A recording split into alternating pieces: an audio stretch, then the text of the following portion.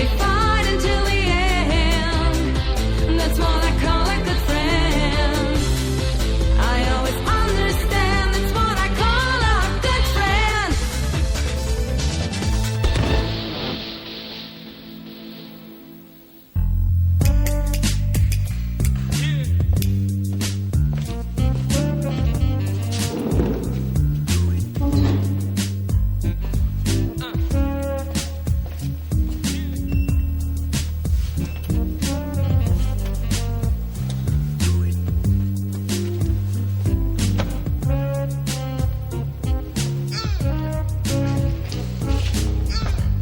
Tolles Atelier haben Sie. Glauben Sie, ich habe Sie angelogen? Ich bin wirklich Werbefotograf. Und was ist mit diesen hier? Wenn mir die Werbung auf die Nerven geht, dann mache ich einfach was anderes. Ziemlich unheimlich. Die sind für eine Ausstellung, aber sind noch nicht komplett. Das sind ja lauter tote Dinge. Tod hat so was Ruhiges und Schönes an sich. Das Leben dagegen ist meistens so laut und hässlich. Da bin ich aber anderer Meinung. Und deshalb mache ich mit Ihnen ja ein paar Werbefotos für diese schönen Stühle da unten.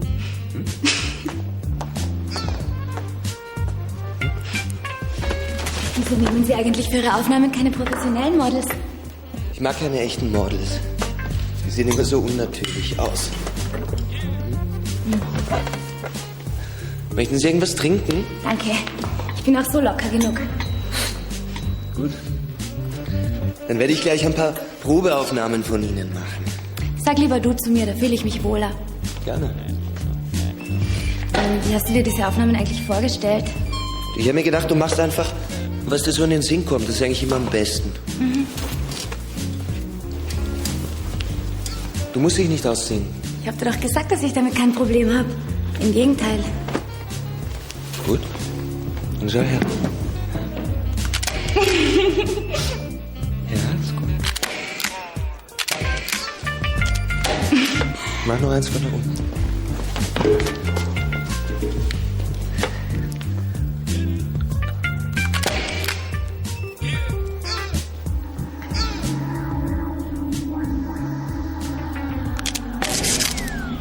Was ist jetzt?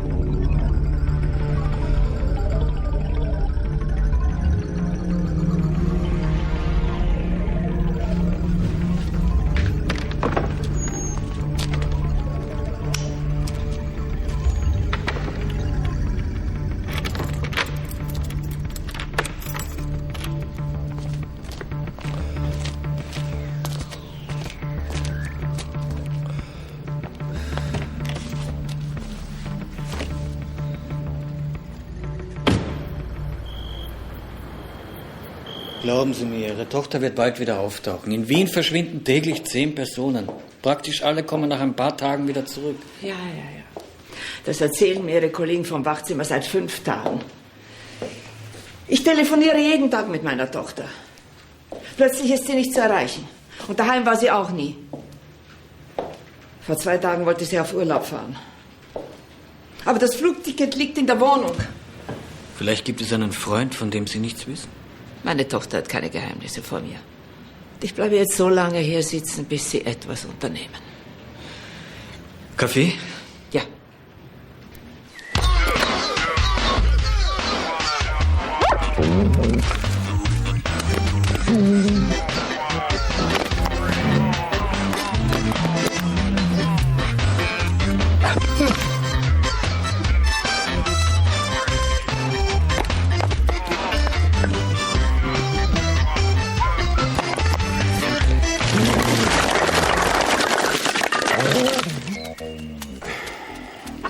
Und? Wer räumt das jetzt auf?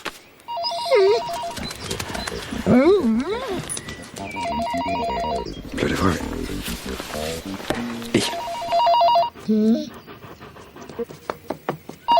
Rex, was ist jetzt mit dem Telefon?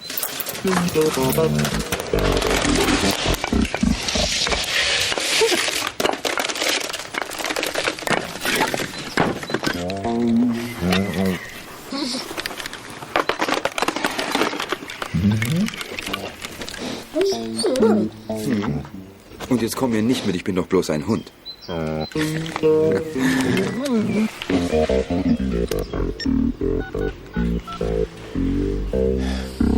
Ja, servus Christian, ich bin's. Habt ihr gerade versucht, hier anzurufen? Ja, wir hatten eine Telefonstörung oder sowas in der Art. Es geht um eine junge, vermisste Frau. Die Mutter ist gerade bei mir. Ich glaube, die Sache ist ernst. Sie hat versucht, sie überall zu erreichen.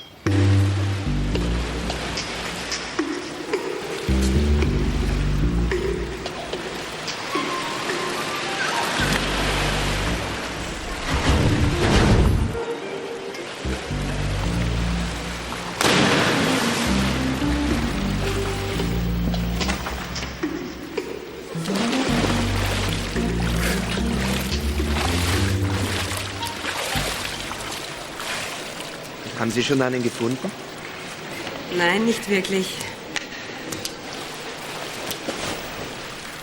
Und du? Ich bin Fotograf. Ich arbeite in der Werbung. Guter Trick. Machst du dich mit dem an alle Mädchen ran oder fällt dir bei jeder was Neues ein? Ich bin wirklich Fotograf. Ja. Unglaublich, du hast ja sogar eine Kamera dabei. Du denkst dir wirklich an alles. Kommen da auch noch Fotos raus? Klar.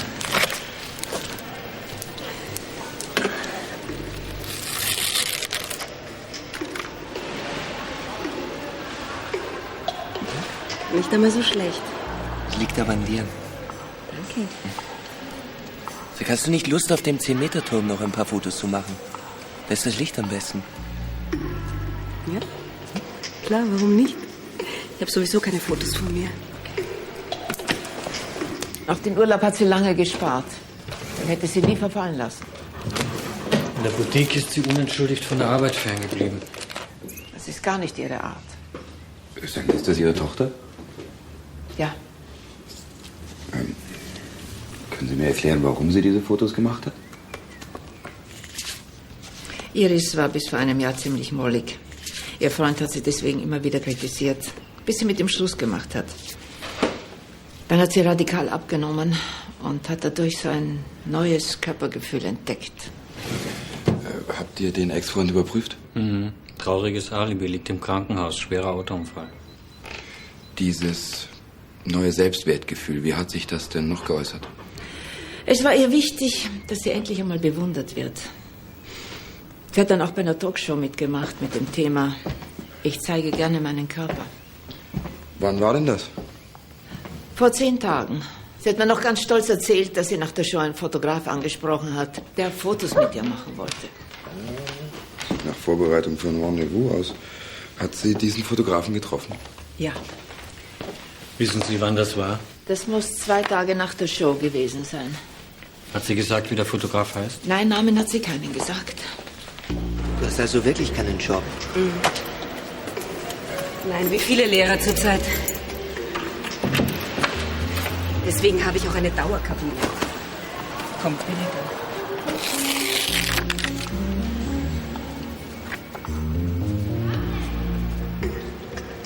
Du bist wirklich fotogen. Danke. Du könntest in der Werbung richtig Karriere machen.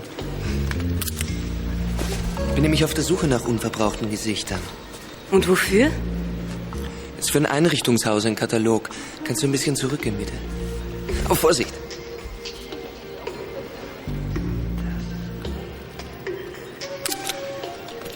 Und dafür gibt es selbstverständlich auch ein Honorar. Könnte ich gut brauchen.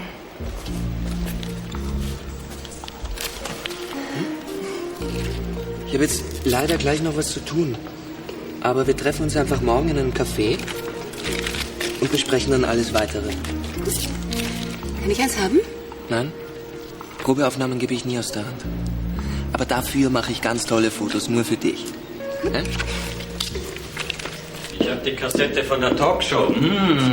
Hopp.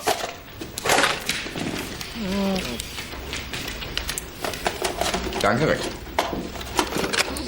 Macht er das bei dir zu Hause auch? Aber leider nur mit Kassetten, die er sehen will. Unser heutiges Thema, ich zeige gern meinen Körper. Mein erster Gast, Iris Manka. Iris Manka hat ihrer Mutter doch erzählt, dass der Fotograf, der sie angesprochen hat, im Publikum war, oder? Dann müssen wir uns sämtliche Publikumseinstellungen ausdrucken lassen und dann die Männer rausvergrößern. Ja, ich finde, dass jede Frau ein Recht hat, ihren Körper zu zeigen, ohne dabei gleich blöd angequatscht zu werden. Und was machen wir dann? Uns auf die Suche? Aha. Und wo? Sagt mal ihr zwei. Fotografen haben doch Standesvertretungen. Vielleicht erkennt ja da jemanden einen von diesen Herren. Was ist, wenn der gar kein Fotograf ist? Ich finde, die Iris hat recht. Wir lassen uns nicht länger unterdrücken. Dazu kommt, dass die Leute vom Sender das Publikum nicht namentlich erfassen. Man ruft an, kriegt eine Nummer und holt sich die Karten. Naja, vielleicht kommen wir ja weiter, wenn wir das Auto von der Iris Manka gefunden haben.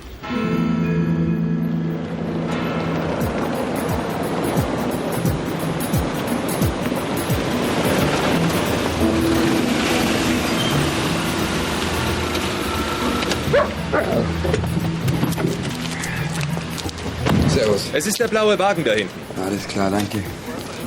Servus.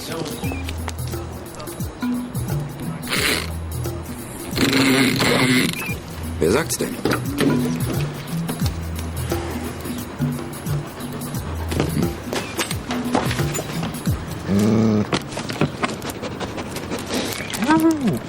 Nichts Besonderes, hm?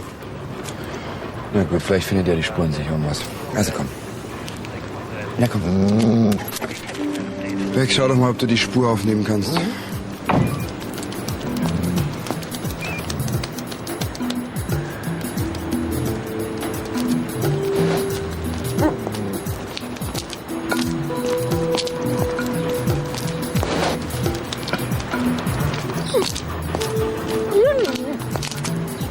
Ist das jetzt eine Spur oder hast du Hunger? Hä?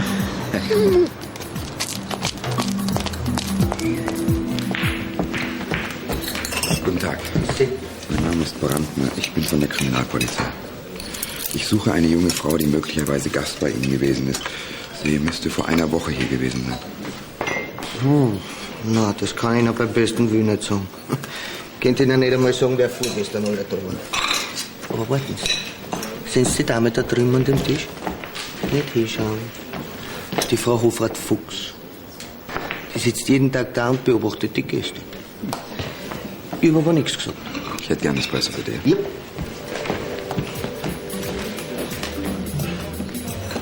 Entschuldigen Sie bitte. Mein Name ist Brandner. Ich bin von der Kriminalpolizei. Ich würde Sie gern was fragen, wenn ich darf. Ja, aber bitte, nehmen Sie Platz, junger Mann. Die Zeitungen habe ich noch nicht so alle durch. Haben Sie diese Frau hier letzte Woche vielleicht gesehen? Ja, die war hier. Die ist da drüben an dem Tisch gesessen. Sind Sie ganz sicher? Aber ganz sicher, die war ja so aufreizend angezogen mit so einem Dekolleté. War sie alleine da? Ja, zuerst schon, aber dann ist ein jüngerer Mann dazugekommen. Könnte es einer dieser Herren hier gewesen sein? Wissen Sie, ich interessiere mich nämlich für Menschen. Und aus dem Grund kann ich mir ja auch Gesichter sehr gut merken. Ja, natürlich. Das war der Mann. Also ich muss schon sagen, Sie sind mir eine außerordentliche Hilfe. Mir scheint, der Hund hätte auch gerne ein Stückerl Kuchen. Sicher sogar. Aber ist leider nicht gut für seinen Magen. Haben Sie vielleicht gehört, was die beiden geredet haben? Hören Sie, glauben Sie vielleicht, ich horch? Nein, das würde ich mir niemals erlauben, aber manchmal kommt man ja nicht umhin, etwas von dem zu hören, was geredet wird. Naja, also genaueres kann ich natürlich nicht sagen, aber es war die Rede von Fotos und von einem Atelier und von Werbung. Schon mal zahlen? Ja. Was war jetzt? Zahlen auf Tisch 4. Bitte, ja. Ja, ich hätte gern ein Stück Torte, bitte. Bitte, ja. Also gut. 2 Stück Torte, bitte.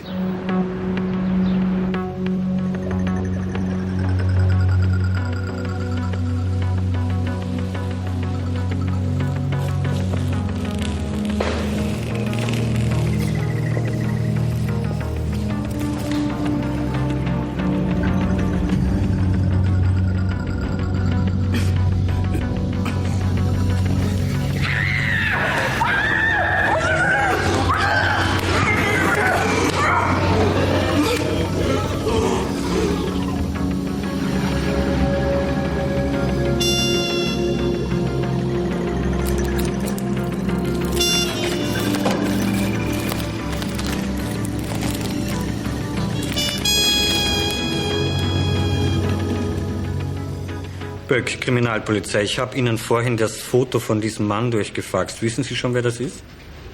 Aha. Da kann man nichts machen. Danke. Weder im Presseclub noch in der Fotografeninnung ist er bekannt. Was ist, wenn wir sein Foto in der Zeitung veröffentlichen? Na, besser nicht. Wenn er was damit zu tun hat, warnen wir ihn nur. Ich ahne, was jetzt kommt. Ah ja. Die Ochsentour. Richtig. Wird uns nichts anderes übrig bleiben, als sämtliche Fotofachgeschäfte abzuklappern. Wir wissen ja nicht einmal, ob er ein wirklicher Fotograf ist oder es nur behauptet. Dürfte ich um ein bisschen Optimismus bitten? Hm?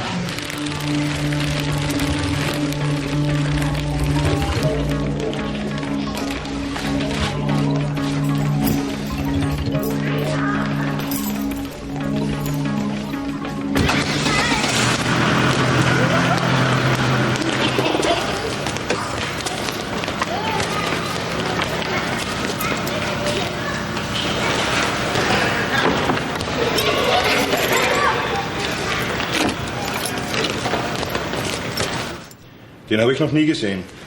Keine Ahnung, wer das sein soll. Sehen Sie sich das Foto noch einmal an. Es wird uns wirklich sehr helfen. Ich weiß trotzdem nicht, wer das ist. Außerdem habe ich jetzt noch was anderes zu tun.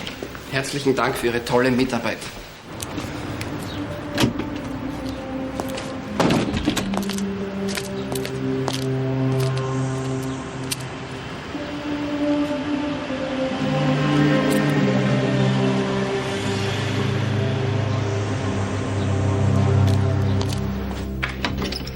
Ist noch was? Ja. Wollen Sie eine Anzeige wegen Ankaufs einer vermutlich gestohlenen Kamera oder wollen Sie sich das Foto doch noch einmal anschauen? Warum haben Sie mich denn nicht gleich so freundlich darum ersucht? Kann sein, dass der vor ungefähr 3 Wochen da war und irgendetwas gekauft hat. Na wunderbar. Dann drucken Sie die Rechnungen aus dem besagten Zeitraum doch gleich einmal aus. Fotoapparate, Filme, Stative, Zubehör und so weiter. Also nichts, was uns wirklich weiterbringt. Immerhin war er dort. Stehen auf fast allen Rechnungen Namen. Wenn wir nur wüssten, was er gekauft hat, dann wären wir ein Stück weiter. Warte mal, du bringst mich doch auf eine Idee.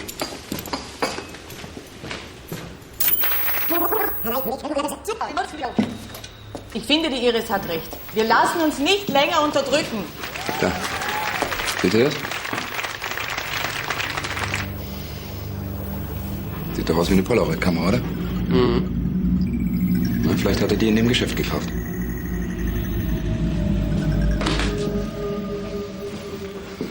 In Rieders Welt von Tod und Verwesung tauchen heute in dieser Ausstellung zum ersten Mal auch menschliche Körper auf. Es ist unheimlich und faszinierend zugleich, wie Rieder die ästhetische Darstellung des Todes hier gelungen ist. Fotos gibt es viele, aber es gibt nur ganz wenige, die den Betrachter so in ihren Bann ziehen können. Rieders Werke gehören dazu. Ich wünsche einen interessanten Abend.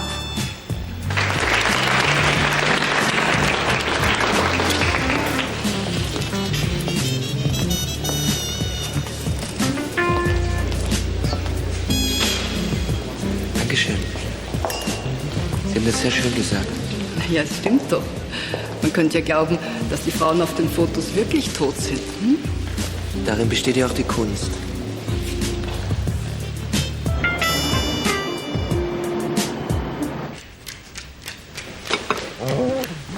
Na du? Ja, Rex, bist du unser Bester. Und? Ja, wir haben alle Personen, die im fraglichen Zeitraum in diesem Fotogeschäft eine Polaroid gekauft haben und deren Namen auf den Rechnungen stehen, überprüft. Der Mann aus der Talkshow ist mit ziemlicher Sicherheit ein gewisser Felix Rieder, Berufsfotograf. Da ist der drin. Übrigens, dieser Rieder hat eine Ausstellung in der Galerie Arte. Ja gut, dann schaut ihr euch in der Ausstellung um und ich knöpfe mir ihn vor.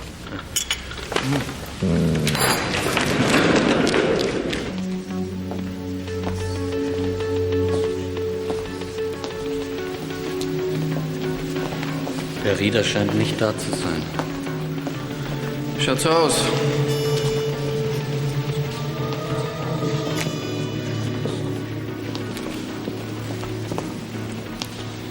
Nichts als Tod und Verwesung. Der Rieder scheint einen seltsamen Geschmack zu haben. Schau dir das an.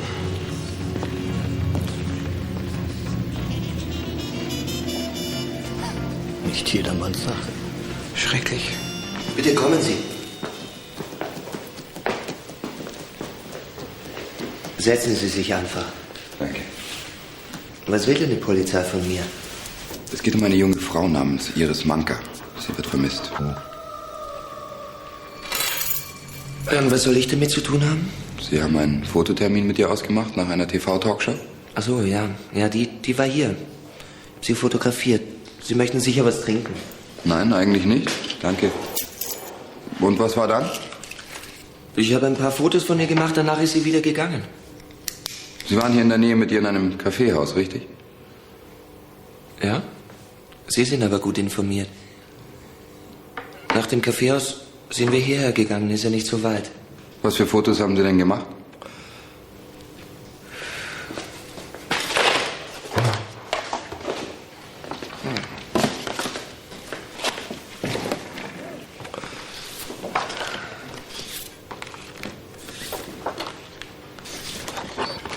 Warum wollen Sie das denn alles so genau wissen? Weil Sie vermutlich der Letzte sind, der sie lebend gesehen hat.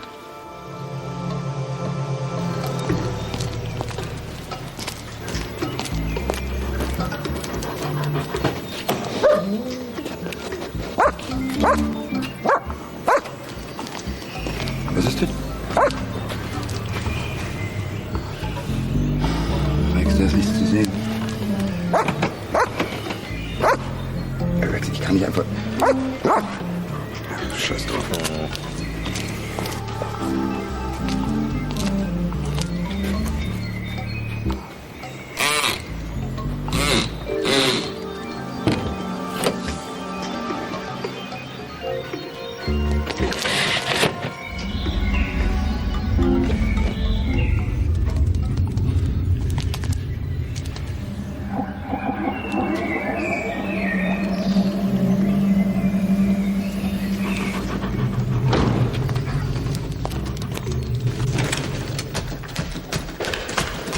Haben Sie irgendwas vergessen? Ja. Was für ein Auto fahren Sie denn? Ich habe einen schwarzen Volvo Kombi. Wieso? Ist irgendwas damit? Nein, nein. Reine Routine. Aber was ich wirklich vergessen habe zu fragen, hat Frau Manka vielleicht gesagt, wo sie von hier aus hin wollte? Nein. Ich habe nur gesagt, sie soll mich anrufen, wenn sie wieder ein paar Fotos machen will. Danach ist sie eigentlich gegangen. Sag bloß, dass das Fotos in Ria gemacht hat. Ja, die Ausstellungseröffnung war gestern. Ich habe einen Fotografen, den ich kenne, hingeschickt. Der hat die Fotos für uns gemacht und gleich Details vergrößert. Gute Idee. Ziemlich makaber. Auf merkwürdige Art und Weise passt das doch alles irgendwie zusammen. Ein Fotograf verabredet sich mit einer Frau, diese Frau verschwindet und dann stoßen wir auf diese Fotos hier. Verdammt, man kann von der Frau überhaupt nichts erkennen. Naja, so wie die da liegt, könnte sie wirklich tot sein. Ja. Vielleicht ist sie deswegen verhüllt. Der Rex hat bei dem Auto vom Rieder Totmannstellung gemacht. Entschuldigen Sie bitte, ich konnte nicht früher weg. Guten Tag, Frau Manka. Vielleicht können Sie uns bei der Suche nach Ihrer Tochter behilflich sein. Bitte schön. Das sind Aufnahmen von dem Fotografen, der Ihre Tochter nach der Talkshow angesprochen hat. Können Sie erkennen, ob das Ihre Tochter ist?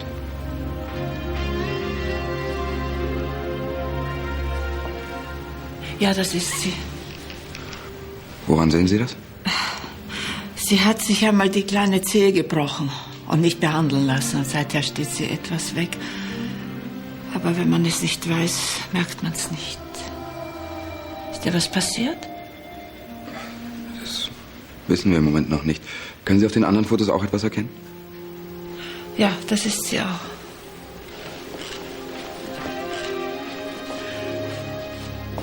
Das ist nicht die Iris. Die Iris hat eine ganz andere Figur. Jetzt sagen Sie mir doch, was los ist. Wie gesagt, wir haben den Fotografen gefunden, der Bilder mit Ihrer Tochter gemacht hat. Aber er behauptet, dass sie nach dem Fototermin wieder weggegangen ist. Mehr haben wir bis jetzt noch nicht herausgefunden. Wir rufen Sie an, sobald wir was Neues wissen, ja? Ja, bitte.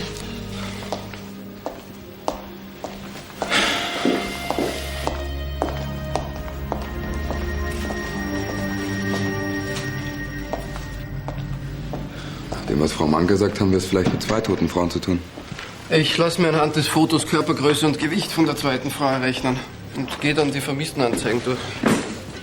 Warum verhaften wir den Rieder nicht sofort? Weil ich nicht glaube, dass die paar Indizien für einen Haftbefehl ausreichen. Ohne Leiche oder irgendeinen anständigen Beweis ist der hier sofort wieder raus. Der ist intelligent. Aber er hat heute etwas Merkwürdiges gemacht, als ich bei ihm war. Lag ein Schlüssel auf dem Tisch. Er wird irgendwie nervös, greift sich den Schlüssel, geht durchs Zimmer und tut ihn in eine Lade. Das macht er doch nicht, wenn der Schlüssel keine besondere Bedeutung hat.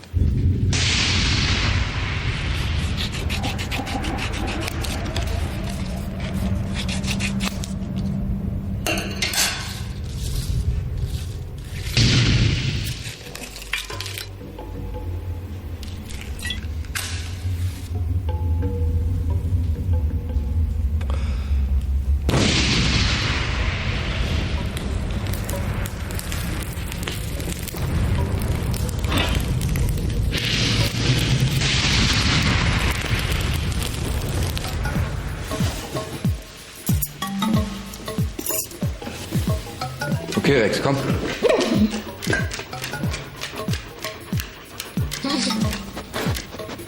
Such, Rex.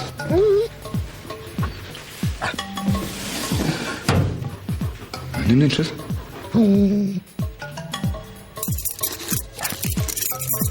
Sehr gut. Sehr gut, Rex. Glaubst du, dass das im Atelier vom Rieder auch funktioniert?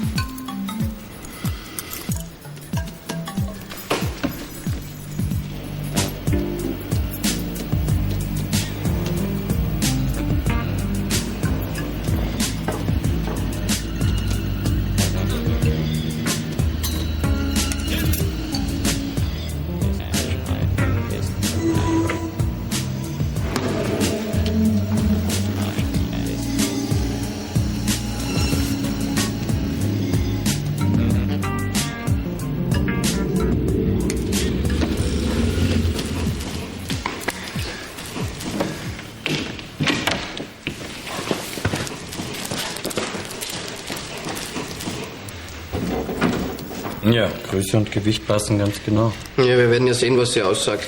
So, Fingerabdrücke sind beim Erkennungsdienst und die vom Einbruch machen sich gerade über die Abdrücke der Schlüssel her. Wir haben auch etwas, eine Vermisstenanzeige, die genau auf die zweite Frau passt.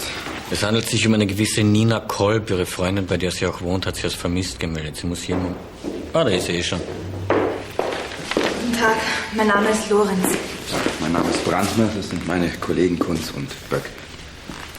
Wissen Sie schon etwas von der Nina? Nein, im Moment noch nicht. Können Sie mir sagen, was Frau Kolb beruflich macht? Sie ist Lehrerin, ist aber im Moment arbeitslos. Könnte eine der Frauen, die auf diesen Fotos abgebildet sind, Ihre Freundin sein?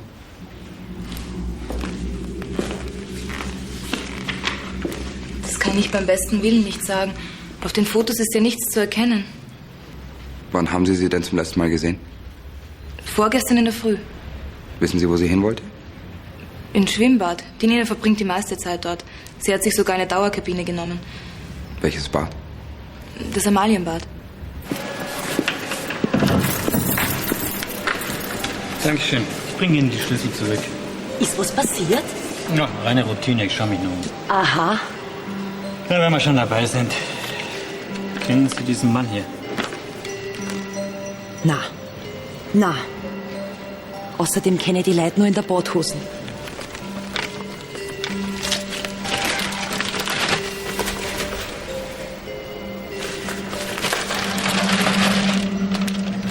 Und? Kommen Sie jetzt jeden Tag, Herr Brandner? Oh, das ist gut möglich. Sagen Sie, kennen Sie eine gewisse Nina Kolb? Nein. Warum? Weil sie seit gestern vermisst wird. Wenn Sie mich jetzt wegen jeder Frau fragen, die in Wien verschwindet. Ich kenne keine Nina Kolb. Wirklich nicht. Nein. In Ihrer Ausstellung gibt es ja Fotos von zwei Frauen. Einerseits die mit Iris Manker. Wer hat Ihnen gesagt, dass das Iris Manker ist? Eine Augenzeugin, die Sie anhand eines kleinen Details identifiziert hat. Ich habe Ihnen ja gesagt, dass Iris Manker hier war und dass ich Fotos von ihr gemacht habe. Ja, aber es gibt eben auch Fotos von einer zweiten Frau. Wer ist denn das? Die Fotos sind ungefähr schon ein Jahr alt. Ich kann mich beim besten Willen nicht mehr daran erinnern, wie die geheißen hat. Was für ein Zufall, dass Sie sich gerade an die nicht erinnern können. Ich fotografiere öfters Frauen. Bei den meisten weiß ich sowieso nur den Vornamen. Ja, dann bis zum nächsten Mal. Sie sollten aber nur dann wiederkommen, wenn Sie wirklich etwas gegen mich in den Händen haben. Mach ich.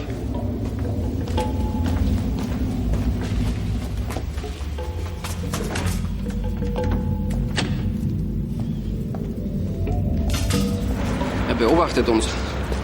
Sehr gut. Dann wird er ja bald nervös werden. Erst recht, wenn er merkt, dass er Tag und Nacht observiert wird. Mahlzeit. Danke. Ja, die Fotos können wir heute machen. Ja, Kunstteil, ist okay. Das geht sich für mich aus. Gut, und nachher fahren wir gleich ins Atelier.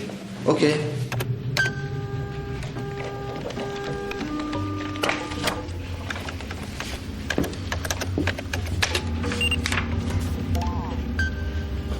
Passt. Die Fingerabdrücke von seinem Schlüsselanhänger sind dieselben wie auf der Badehaube von Nina Kolb. Ja, jetzt haben wir ihn. Na, leider nicht. Das beweist lediglich, dass er ihre Badehaube angegriffen haben muss, nicht, dass er sie umgebracht hat. Sofern sie überhaupt tot ist. Aber der Rieder ist doch schwerst verdächtig. Ja, natürlich, aber diese Sache mit der Badehaube ist nur ein Hinweis darauf, dass er mit der zweiten verschwundenen Frau auch irgendetwas zu tun gehabt hat. Er kann einfach behaupten, dass er im Bad war, die Haube gefunden, irgendwo hingelegt hat, damit sie der oder die Besitzerin wiederfinden. Solange wir keine Leiche haben, reicht das alles höchstens für einen Indizienprozess, den jeder bessere Anwalt mit links gewinnt. Wie war das mit dem Optimismus?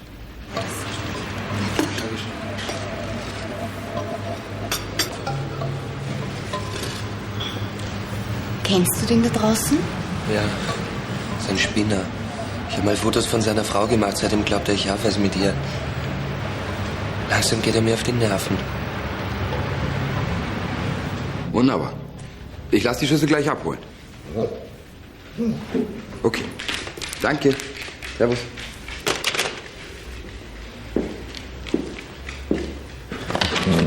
Das Einbruchsdezernat hat vor längerer Zeit Serieneinbrüche in einem Depot bearbeitet. Sie haben damals die Schlösser ausgebaut, um die Werkzeugspuren sicherzustellen. Und einer der Schlüssel vom Rieder stimmt mit der Serie dieser Schlösser überein. Sehr gut. Und wo ist denn der Rex hin? Naja, die Schlüssel holen im Einbruchsdezernat. Er weiß doch, wo es ist.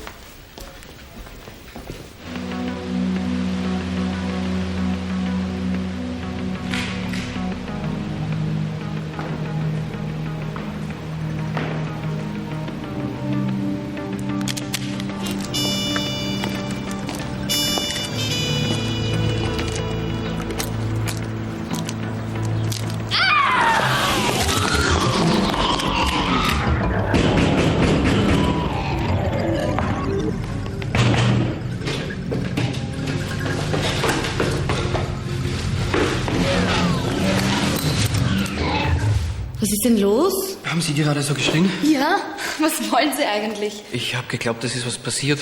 Was soll denn passieren? Verena ist ein Model und wir arbeiten hier an einem Foto, das der Schrei heißen soll. Und? Wie sieht man das unter dem Tuch? Man merkt es an der Körperhaltung, wenn jemand schreit. Da kennen Sie sich ja besonders gut aus. Sie haben es ja jetzt selbst gesehen, es geht hier um Kunst, nicht um Verbrechen. Und noch was. Lassen Sie mich gefälligst in Ruhe, sonst schalte ich meinen Anwalt ein. Sie halten sich wohl für besonders schlau. Aber glauben Sie mir, Sie machen sicher noch einen Fehler.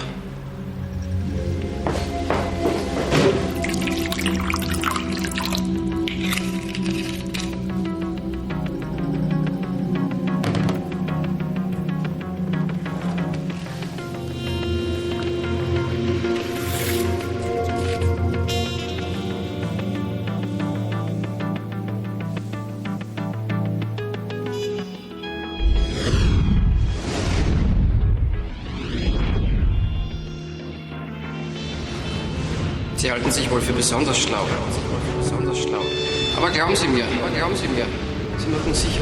Sie machen sicher noch einen Fehler.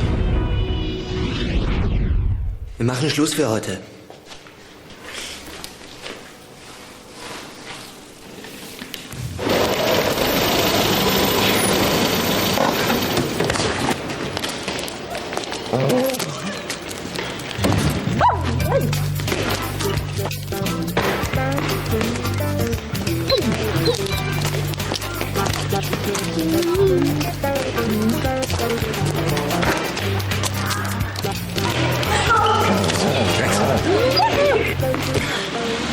Rex, ich störe dich nur ungern, aber wir müssen was tun.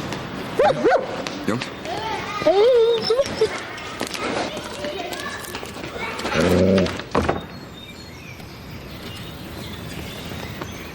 Nur damit Sie informiert sind. Ich werde jetzt losfahren und ein paar größere Dekorationsstücke besorgen. Und falls es Sie beruhigt, können Sie uns gerne nachfahren. Darauf können Sie Gift nehmen.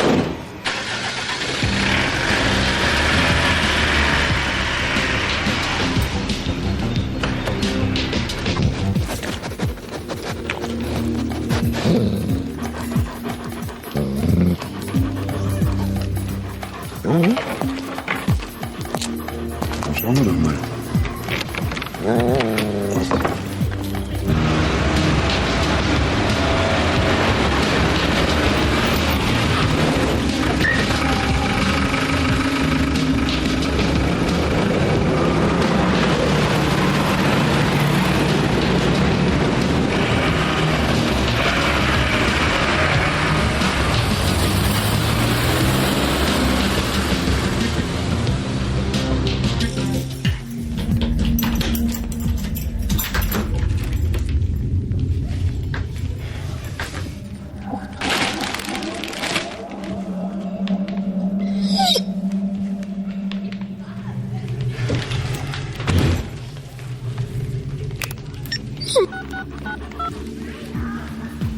Ja, Fritz, verhaft ihn wegen Mord und Teufel.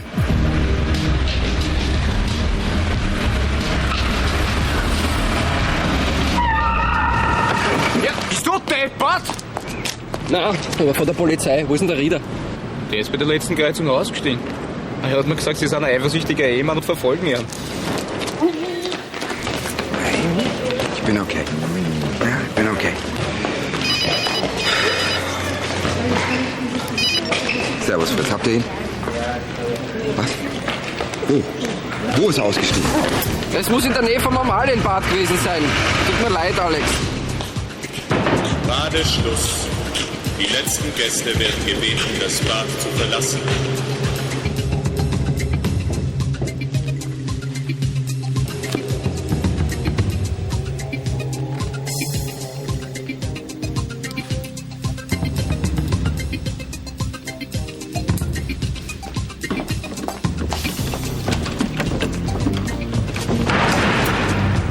Herr Rieder! Die Kabine hätten Sie nicht aufbrechen müssen. Die Badehaube mit den Fingerabdrücken habe ich schon. Und die Leichen der 2 Frauen im Depot haben wir auch gefunden. Na los.